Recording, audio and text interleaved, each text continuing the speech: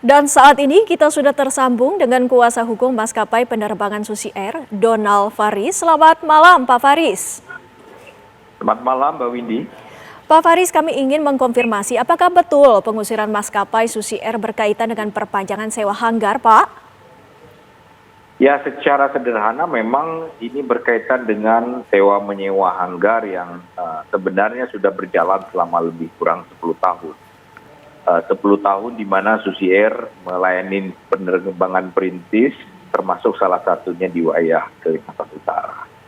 Nah, berkaitan dengan hal ini, Susi Air sejak 15 November 2021 atau 1,5 bulan menjelang habisnya masa kontrak, sudah menyurati pemerintah daerah untuk mengajukan izin perpanjangan.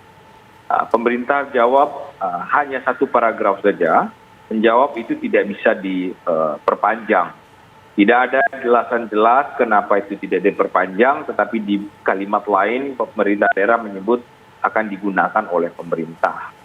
Nah, singkat cerita, Mbak Widi dan pemirsa TV1, kami kemudian berpikir, ya sudah, kalau itu disewa untuk kepentingan negara, pemerintah, misalkan saja disewa oleh BNPB, Angkatan Udara, misalnya seperti itu, untuk kepentingan nasional, kepentingan strategis pertahanan, tentu kita sangat suka dan sangat setuju kalau itu diberikan untuk kepentingan-kepentingan negara yang lebih luas.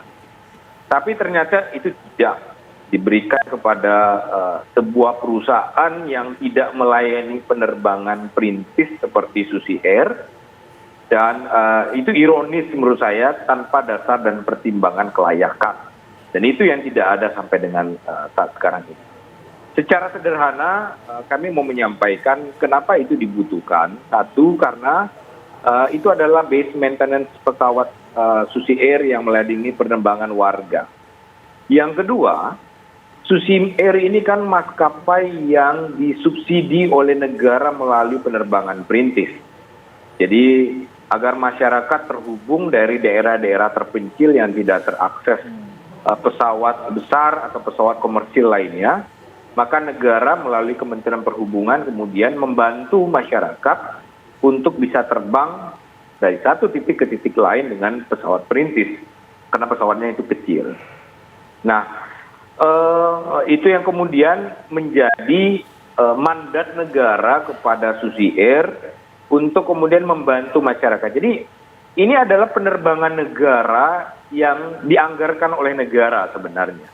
Nah, ironisnya kemudian dalam menjalankan misi negara tersebut juga diusir oleh elit negara kecil atau penguasa lokal di situ. Itu konteks yang mau disampaikan oleh Bu Susi sebenarnya melalui Twitter beliau. Nah, Pak ini Faris, yang kemudian ini kan kami, kita sama-sama sepakat bahwa terjadinya pengusiran. Ini pasca Susi Air diusir dari hanggar, saat ini kami juga mendapatkan informasi bahwa sudah ada maskapai lain yang menggantikan Susi Air di bandara tersebut, Pak. Apakah dari pihak Susi Air ini sendiri mengetahui bahwa izin hanggar itu akan diberikan kepada pihak lain, Pak Faris?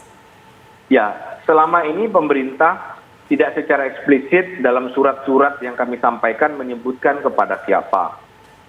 Anehnya begini, pernyataan Bupati, jadi kami juga mencoba berkomunikasi dengan Bupati bahwa kami mengajukan surat dan Bupati menandatangani surat penolakan pada 9 Desember 2021, tetapi komunikasi WhatsApp dengan Direktur Susi Air, beliau menyampaikan tidak pernah menerima surat perpanjangan resmi dari Susi Air. Ini kan aneh, padahal beliau sendiri 9 Desember yang menolak perpanjangan itu, tetapi kepada kami melalui pesan elektronik menyampaikan mereka tidak pernah menerima surat itu dari Susi Air.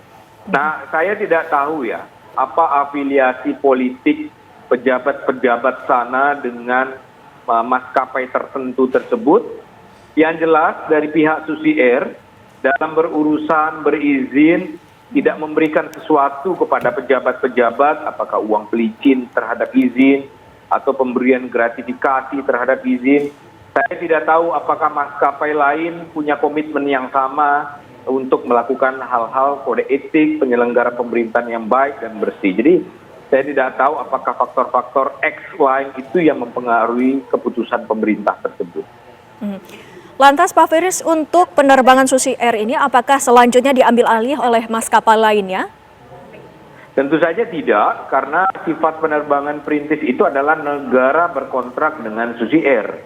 Nah, kontrak itu berjalan setidaknya sampai dengan Desember 2022. Jadi untuk penerbangan perintis sendiri tetap akan dilaksanakan, tetapi kan keanehnya begini, ini kita sedang melayani negara, tetapi negara sendiri yang mengusir. Dikasih kepada pihak lain yang kalau kita bilang berdasarkan asesmen kebutuhan itu tidak terlalu butuh atau bahkan tidak butuh sebenarnya. Tetapi mungkin saja ada faktor tertentu. Nah, saya mau sampaikan bahwa tentu saja ini mengganggu masyarakat sebenarnya. Bukan hanya mengganggu Susi Air, karena penerbangan kita itu punya 11 penerbangan di wilayah Malinau. Bayangkan ini tentu akan mengganggu penerbangan karena proses perbaikan, kemudian maintenance pesawat kemudian akan menjadi terganggu. Jadi ada semacam multiplier effect yang akan timbul akibat dari pengusiran ini. Baik, terima kasih Pak Donald Faris selaku kuasa hukum maskapai penerbangan Susi Air atas waktunya bersama kami. Selamat malam Pak.